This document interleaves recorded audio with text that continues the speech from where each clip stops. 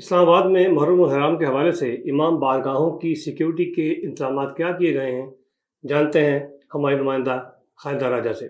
جی خالدہ، بتائیے گا کہ انتظامیہ جو اسلام آباد کی ہے اس نے محرم الحرام میں اسلام آباد کی بارگاہوں کے حوالے سے کیا سیکیورٹی میجرز لیے ہیں؟ جی بالکل، اس وقت میں G62 کی امام بارگاہ کے قریب موجود ہوں۔ یہاں پہ ضلع انتظامیہ کی جانب سے سیکیورٹی کے سخت انتظامات کیے گئے ہیں۔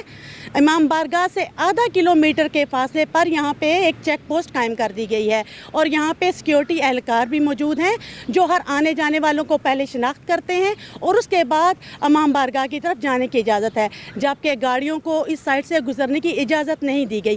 اگر میرا کیمرہ مین آپ کو دکھا سکے تو یہاں پہ خاردار تارے لگا کے رستے کو بند کر دیا گیا ہے اور شناخت کے ذریعے ہی پیدل چلنے والوں کو یہاں سے گزرنے کی اجازت ہے۔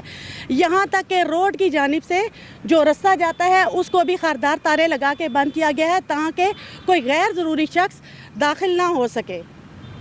جی بہت شکریہ خالدہ راجہ۔ ناظرین، خالدہ راجہ ہماری نمائندہ اسلام آباد میں محرم الحرام کے حوالے سے سیکیورٹی صورتحال کے حوالے سے آگاہ کر رہی تھیں۔